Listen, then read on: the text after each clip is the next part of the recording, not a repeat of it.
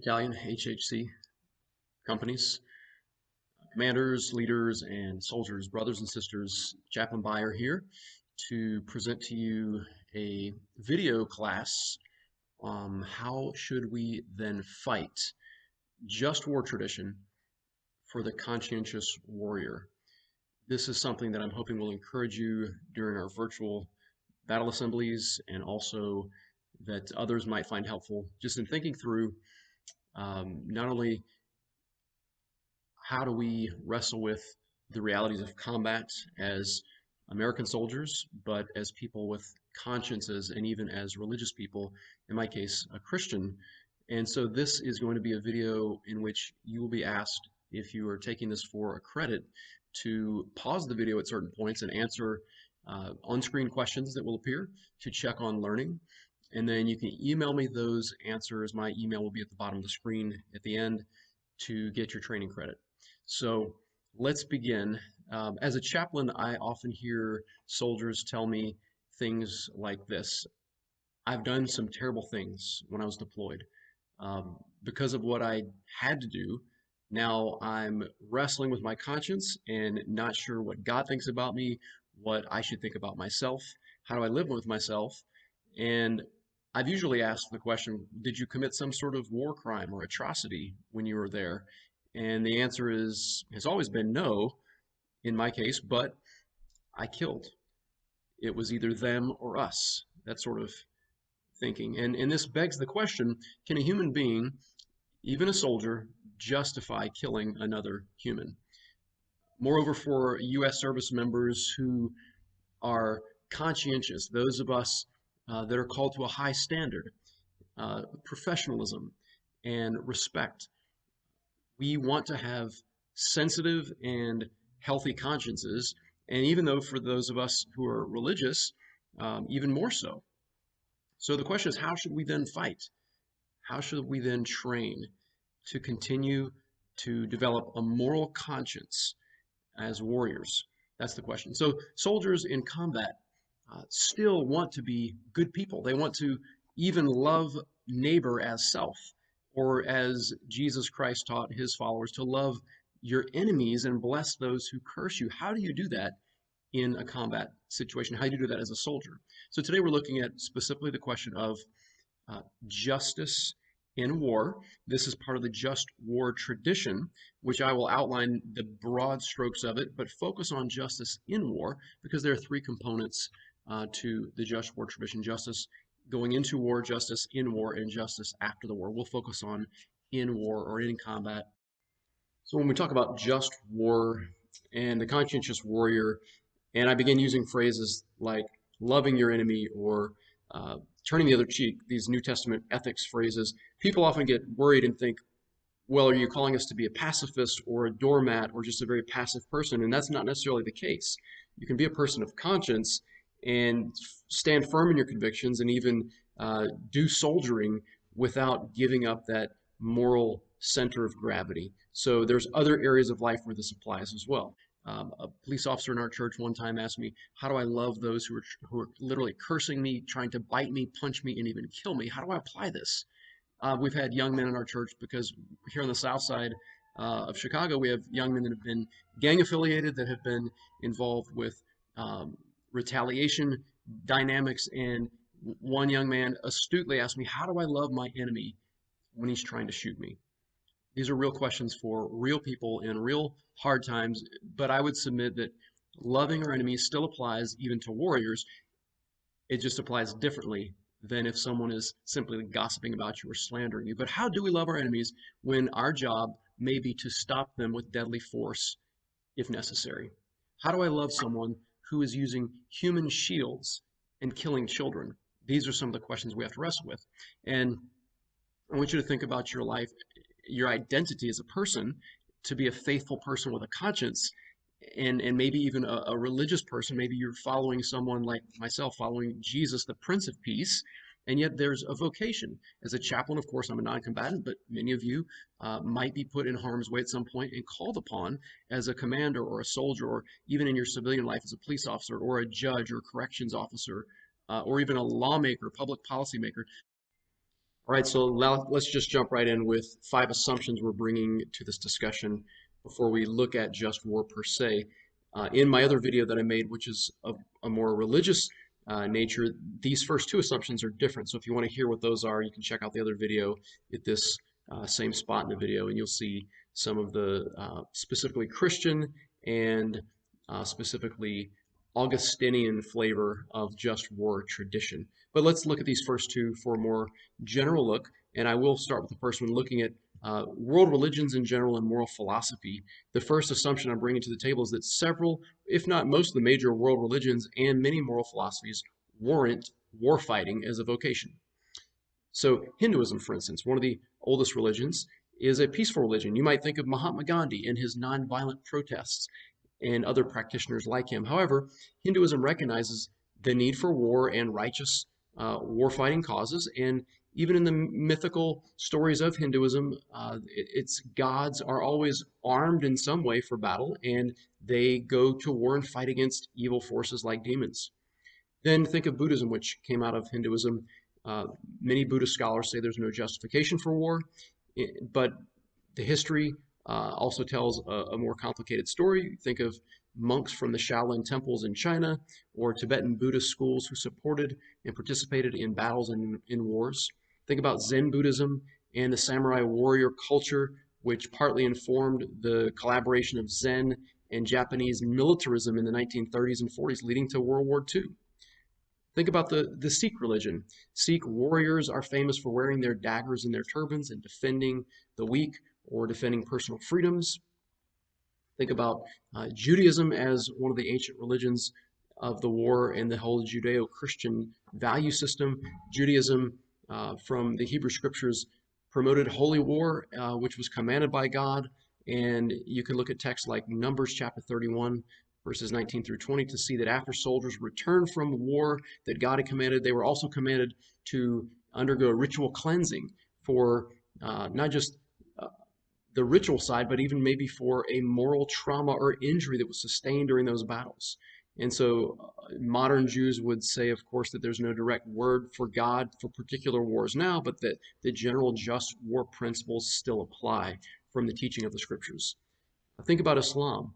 Islam has the concept that's very well known for holy war, for jihad, the struggle. It's a complicated debate among scholars and interpreters of what the text means for the present state of society today in Islamic nations, but from people who promote peace on one end of the spectrum to people who are allowed to join military for the struggle for national security, and then all the way to the other side for more aggressive forms of Islam, which take the Quran at its word, literally to fight against the unbeliever wherever you find them, following the Prophet Muhammad's own example of leading his followers into battle with the sword. And then, of course, my tradition being a Christian, which predates Islam, but saving it just for last, since that's what I'm most familiar with. There's the tradition of holy war in the Old Testament, of course, which our Bible contains, but the New Testament teaching is that holy war is not against people, but against personal sin or against spiritual forces of darkness, structures of violence and injustice in the world. And that the New Testament does teach that the state is granted the right to bear the sword for judicial punishment, and that soldiers are commended to do their work ethically and honestly. They're not asked to give up their commission or to discharge from their military service. In the stories of Jesus, the Apostle Paul, or John the Baptist. So you can see more about that in the other video, like I said, under point 1 of the assumptions. But here I'm just keeping it general with world religions and moral philosophy, in which there's a wide range of ethics, from pacifism on one side to exercising force without trying to kill the enemy, to then the other side, which is a full defense and protection of innocent people and place. The second assumption we're bringing to this discussion about just war and warriors with a conscience is that we have layered identities. Our citizenship with the state should also inform our professional vocation, and vice versa. So when we look at the Declaration of Independence, we read that we hold these truths to be self-evident, that all men are created equal, that they are endowed by their Creator with certain unalienable rights, that among those are life, liberty, and the pursuit of happiness. So we have certain rights as citizens by virtue of being born or naturalized into this country. But when those freedoms and those rights are threatened by our enemies, it is necessary and it is right to at times take life, restrict other people's liberties, and hamper their happiness that they are gaining by destroying and denying our rights and freedoms and the right in particular to have life and liberty. So our role as citizens is to pursue peace, to pursue life and liberty for us and for others. But if that right is threatened, or if it is taken away from us, then we have a right and a responsibility to act, to reclaim it for our own nation and for others like us. The third assumption I'm bringing to the table today is that war is never good, but it may be necessary. War is never good, but it may be necessary. In the ancient wisdom book of Ecclesiastes, in the Hebrew scriptures, we read there's a season for every purpose under heaven, a time for war and a time for peace. So no war should be considered good, but just war is the goal when we must go to war. There's a distinction between just and unjust war in this Christian tradition and in this religious tradition of the just war. There's no perfectly just war, of course, so people might say, well, because we can never wage a perfect war, we shouldn't go to war at all. But there are no perfect people. Should there be no people? There are no perfect platoons, no perfect political institutions or political states. But shouldn't we try to reach that closer state of conscious effort to be people of peace and people of love and goodwill?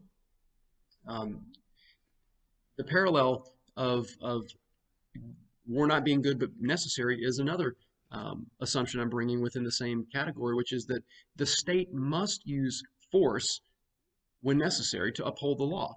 But there's a difference between force and violence. Violence is something against the law. It's something immoral or unjust. It's something against the good political order. But force is what the state must use and its agents like soldiers and police officers to uphold the law. Force is only used when absolutely necessary to serve the greater goal of peace and justice in society and in the world. There's a distinction here in this category between thou shalt not murder and lawful killing. So the sixth commandment of the 10 commandments is thou shalt not murder. Some people think it's just do not kill, but that's the word is distinct from kill and murder. Killing would be something that the state has been given authority by God to do, whether it's justice in a courtroom and capital punishment, or whether it is justice on a battlefield and using deadly force to destroy an enemy. But thou shalt not murder, premeditated murder, a personal vendetta or vengeance, these are the things that are forbidden in the scriptures. And so murder would be in that category of violence, injustice. It's unjustified. It's an injustice. But combat force is state-sanctioned and justified, and we need to root that in the just war tradition to make sure that we have proper justification.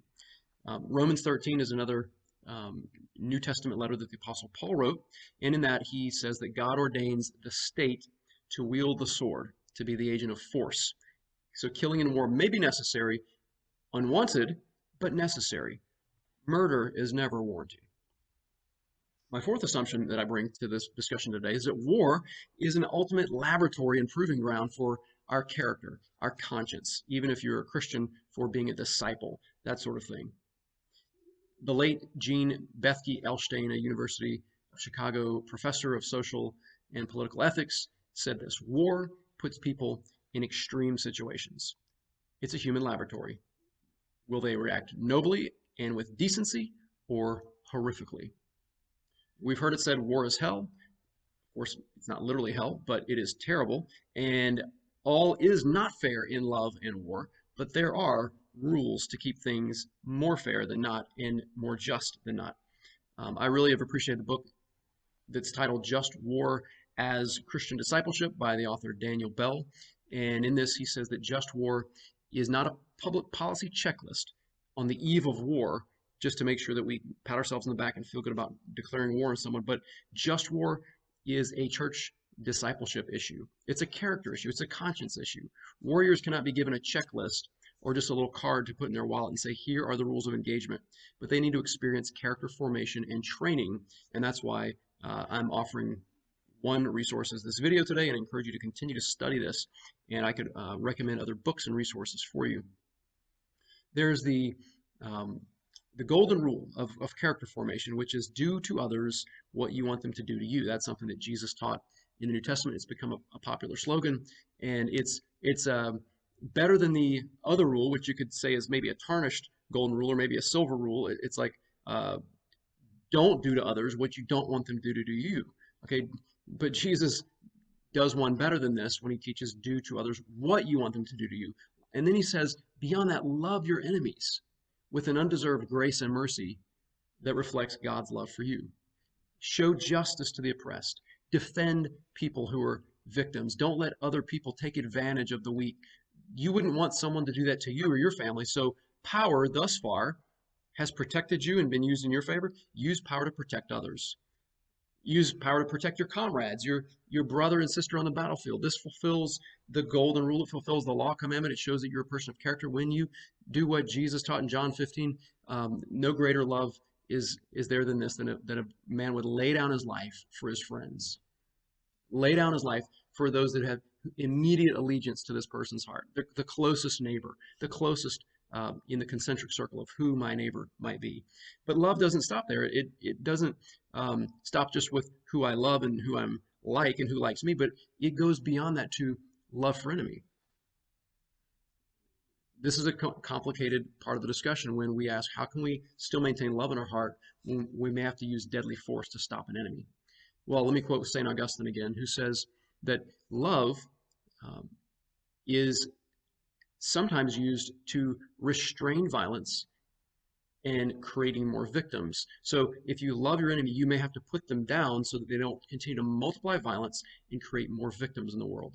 He says, though defensive violence will always be a sad necessity in the eyes of men of principle, it would be still more unfortunate if wrongdoers should dominate just men. We don't want unjust, evil people to proliferate at the expense of good and decent people of justice.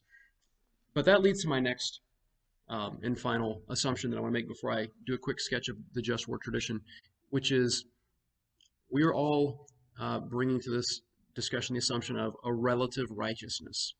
What I mean by that is I'm not perfect, I'm not a fully righteous person, and I can't look at my enemy and say, you're the only problem, and I'm completely justified in feeling and thinking that you're pure evil and that I'm pure good. I'm never fully just in any situation. But in a particular power dynamic, in a particular discrete situation, maybe compared to my enemy, I am more righteous in this argument or in this debate or in this war. But I always carry with me, as a person of character and conscience, a sense of humility, not self-righteousness. In Jesus' Sermon on the Mount, he's teaching us that unless your righteousness surpasses that of the best of the religious leaders, you'll never enter his kingdom. So we always have to carry a humility that says, I'm never as good as I sometimes think I am. I always want to be humble. And Michael Walzer, who's really the godfather of the just war tradition today, and he's written a definitive book that many use as the standard today, Michael Walzer argues against self-righteousness in his book, Just and Unjust War.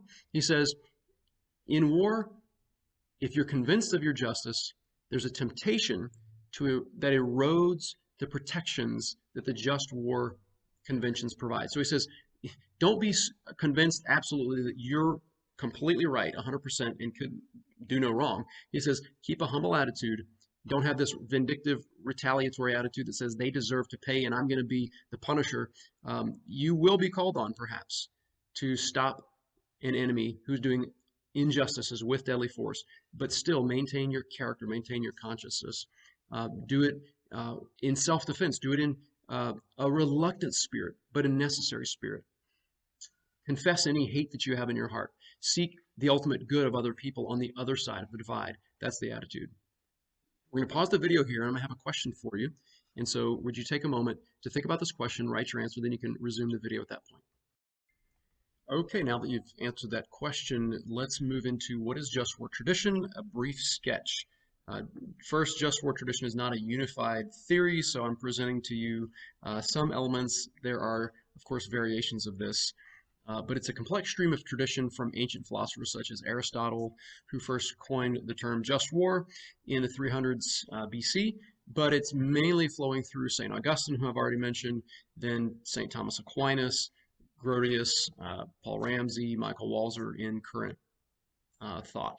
So let's just start with a really brief look at what is justice before war, then we'll look at justice in war, then finally we'll look at justice after the war, and we'll spend most of our time in the justice in war.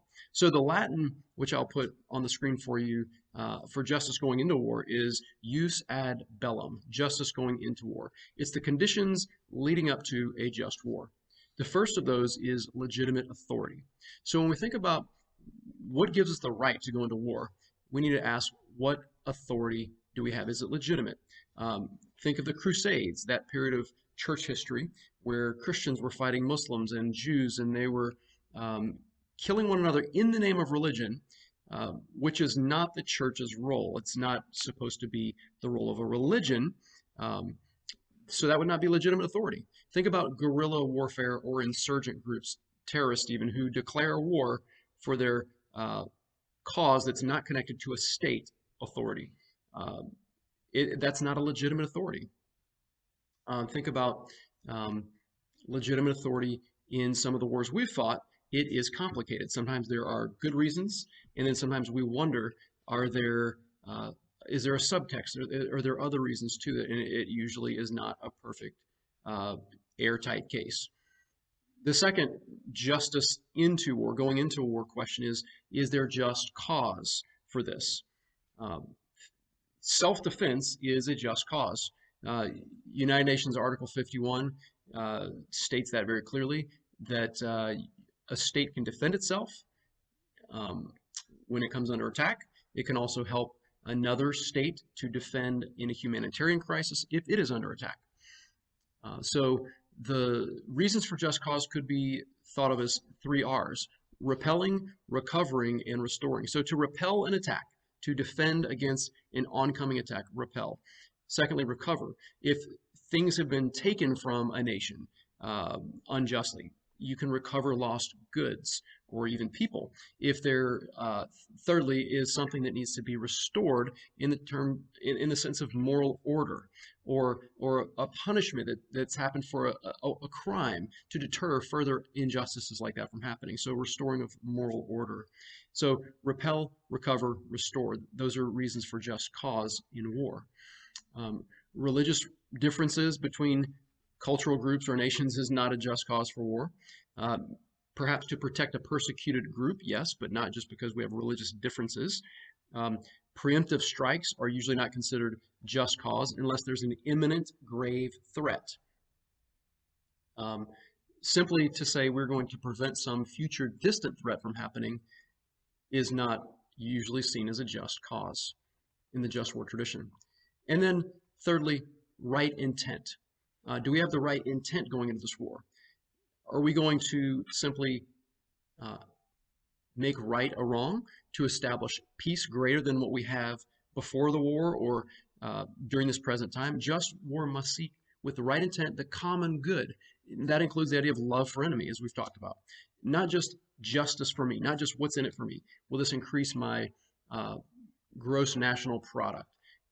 St. Augustine said, war is always fought for peace, but also it must be a just peace. Not just a peace for the conquering side so they can live peacefully at the expense of other people, but a justly ordered peace, a peace that's the fruit of justice and righteousness. The fourth reason going into war would be considered legitimate is probability of success. Probability of success. Can we win? We have to consider this. We can't predict it, of course, but we have to count the cost, so to speak. If you can't win, don't start the war. There's a moral imperative of surrender. If we realize we cannot win once we're in, then we must surrender or leave the nation that we're fighting against. Probability of success is a criteria for justice going into war. And then the final criteria that we'll look at is last resort. Is this war a last resort? This idea is not as popular today in public policy. Striking back for strategic advantage is something looked highly upon. But the question is, can we do any sort of earnest diplomacy? Can we pay attention to any other alternative to war? And if all those conditions are met and it's still not successful, then just war may be waged. So the theologian and just war theorist Paul Ramsey says that there are twins, like twins that are born of a mother.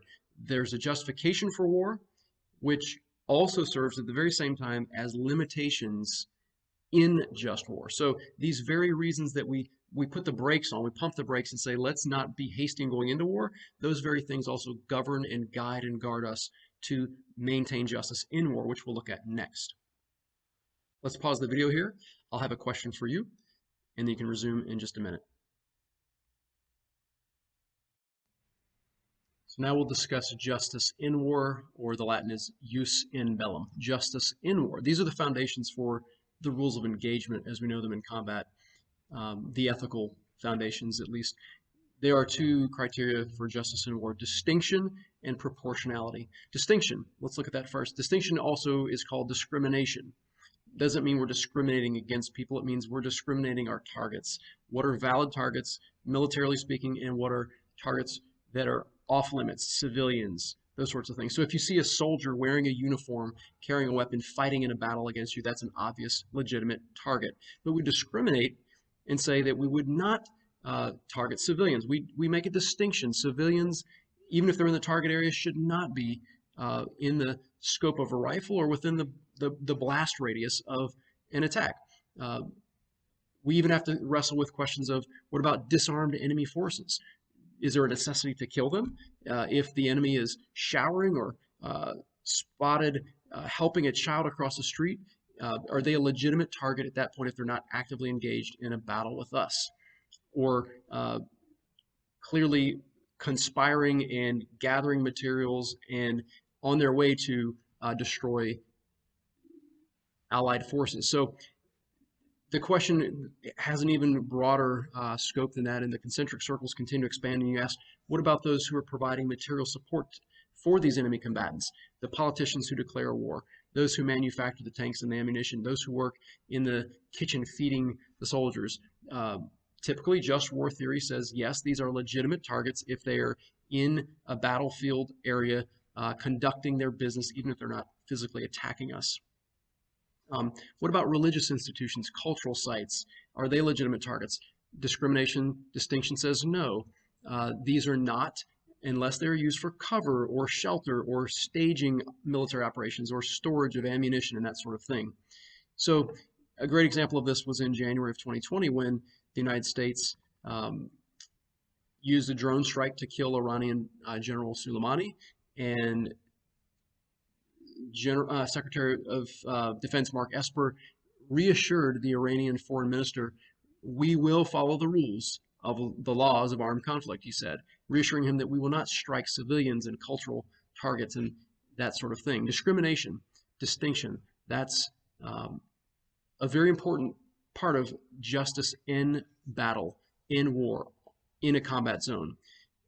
Public policy kind of relativizes the necessity for strikes, and its main banner is intentionality. What is intention? What is our intention here? Or do we try to kill civilians? No. Collateral damage, they would say. But just war tradition goes deeper than this. It's not just what was our intention, but it's what are we going to do on the positive side to protect civilians and to ensure that we're not using unnecessary force, that we're choosing rightly our weapons. And that's what really proportionality is about, which we'll look at in a minute. But when we think about discrimination, let's say that we drop a bomb in an area and the blast radius happens to kill civilians. There's a phrase called double effect. Unintended consequences. We didn't mean to kill the civilians, but there's a double effect, meaning what was military necessity, we had to destroy the enemy, may lead to unintentional consequences of civilian casualties. But in the just war tradition, from a Christian perspective, we include this sense of looking out for our neighbor or even loving our neighbor actively. We are seeking to preserve the lives of the civilians, not just say, oh, well, it was unintentional, we happened to destroy some civilians, some children, some hospitals along the way. But if we have weapons available at the time of the attack to strike the enemy and kill them with precision, then by all means, we are justified in doing so. If we think that we might be killing civilians in the process, then we should probably wait until we have something more precise, or choose another weapon in order to protect life. It's not a permission of allowing death, it's a protection of life on a more positive side of the ledger. Thomas Aquinas, the theologian, said in some of his thinking on just war tradition, he said, imagine an example of a woodcutter in a forest, chopping down trees. In a low populated forest where you don't expect people to be walking through or to be living, the woodcutter can chop a tree down, and if it happens to fall on a person, he's not to blame. But if you're living in a high population area where people live and constantly are walking through the woods, then this woodcutter would be held responsible if he chops a tree down and it falls on a child or a passerby. This is the idea of discrimination. We want to hold ourselves accountable to choose only military targets and to preserve and protect life wherever possible.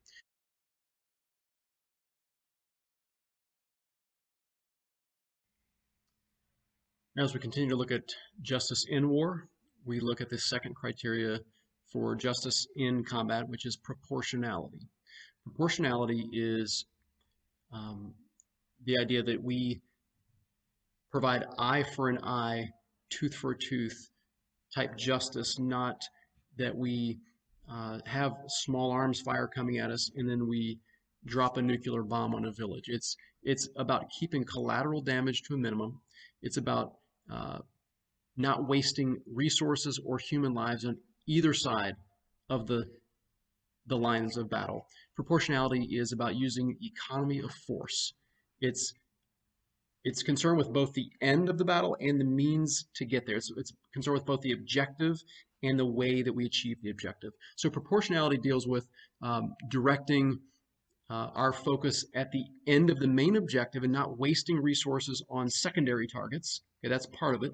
But in the just war tradition, it means we also look at the means of how we're going to achieve that main objective, and we use measured means, measured force. We limit our force to only what's necessary to achieve a just end, an end that would give us justice and that would allow us to have validation and to be people of a conscience.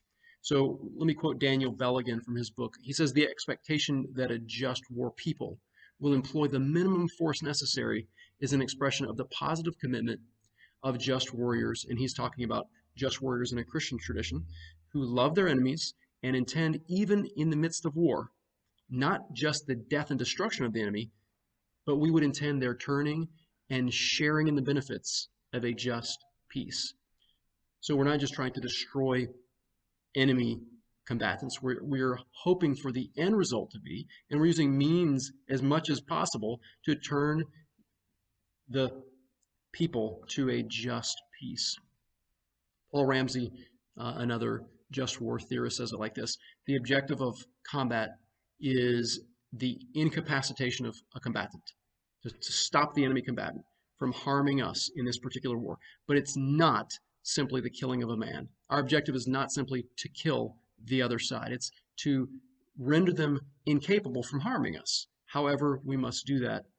And in the just war tradition, this idea of proportionality and even discrimination, as we looked at before, require patience.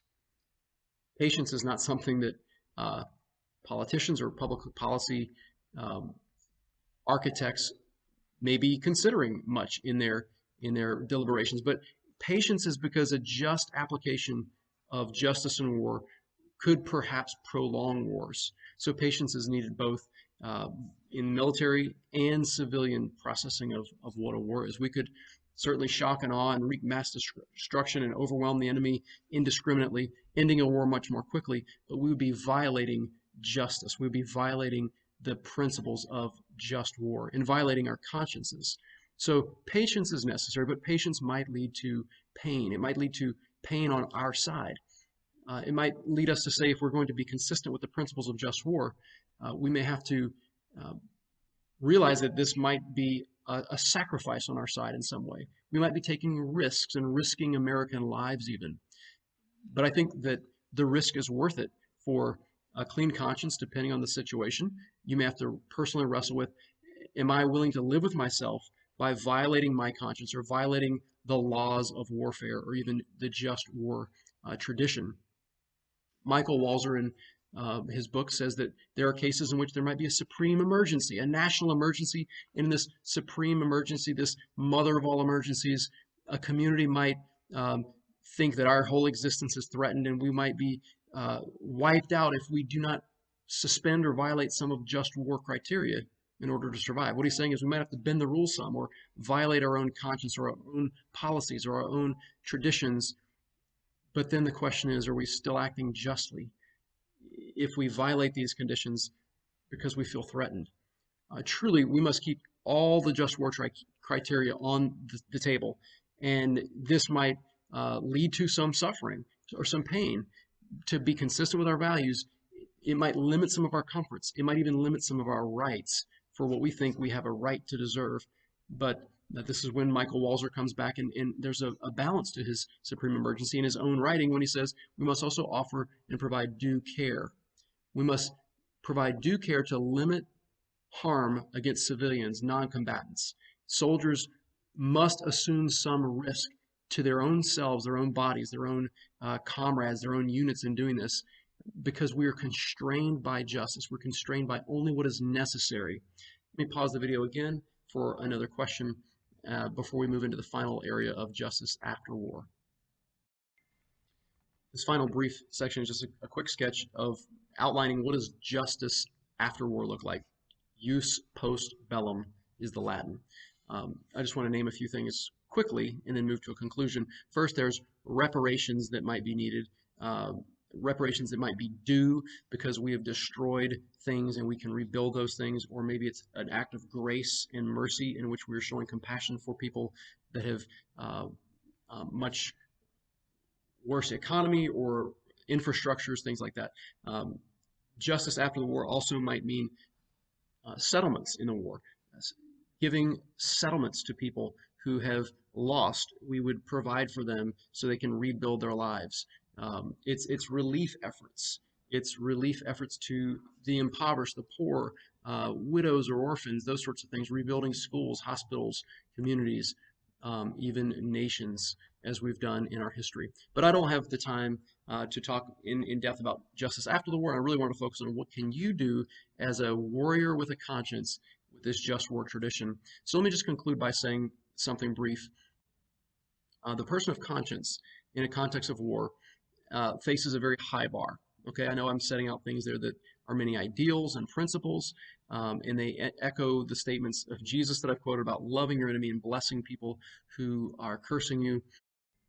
There's obviously a certain risk that comes along with this way of thinking. To put yourself in a place of moral certitude or to stand on a moral foundation like this could even put your own life at risk. But there's a reward that comes with a sacrificial or noble way of living. Think about some of the war movies you might have seen recently. Think about the movie 1917 about World War I and these two British soldiers on this rescue mission. And spoiler alert here, you can fast forward the next 30 seconds if you want to, but it doesn't really give away the end of the movie. But there's a scene in which two soldiers are watching a dogfight between a British and German plane, and the German plane comes crashing down, crashing and burning across this field through a barn, and one of the British soldiers pulls the burning German pilot out, pats him off so that he's no longer aflame, and then offers him some milk to drink. And in that moment, the German soldier takes advantage and stabs the British soldier. And you might have felt like me and thought, what's going on here? He's trying to be a person of character. He's trying to be a just warrior and help this captured enemy essentially not to die. And then he's stabbed in the process. And of course I thought, well, he should have been more careful, but I don't think he should have shown less empathy, maybe more care, but not less empathy. Or think of the movie Hacksaw Ridge, the story of Desmond Doss, a conscientious objector who refused to carry a weapon in the war but wanted to serve the war cause in World War II. So they made him a medic, and on that horrendous ridge, Hacksaw Ridge in Okinawa, on that terrible battle, Doss saved 75 of his own fellow soldiers, his comrades, even saved some Japanese soldiers. Didn't you feel when watching that something's just right about that? When Private Doss saved even the enemy soldiers, you have to think, now that's true character. And he was the first conscientious objector to be awarded the Medal of Honor in U.S. military history. And I believe it's worth living a moral life and maintaining a good conscience and having a good character in light of even the atrocities and the evils we see all around us. And I'm not asking you to just watch this video today and say, well, I can check off that, I got some credit for it, and moving on now. I want you to consider the character formation needed so that you're not just going to be faced on the battlefield one day with the ultimate test of your life in this human laboratory of war. But I want you to think, what can I do now to an ongoing engagement, forming my soul, forming my character as a person of justice, a person who is acting more lovingly than not.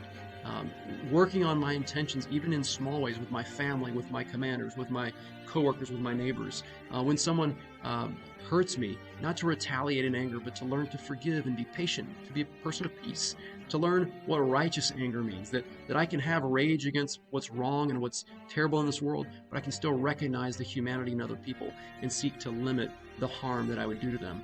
I hope that if you, like some of the soldiers I've counseled, have done something that you regret, that you feel is crossing the moral line, then there is a way to repent of that. There's a way to turn from that. There's a way to properly lament those things and have those moral injuries upon your soul forgiven and covered. And so I would invite you to be in touch with me if you feel that you've done something like that, and that you would take advantage of the resources available to help you move forward in life so that you can experience the peace that I'm promoting we would offer to all people, even as warriors of conscience. So I hope this has been helpful for you. Please feel free to ask questions. You can write comments at the bottom of the video, or just reach out to me directly through my email that I'm going to provide here. And this is also the email that you can send the answers to your questions.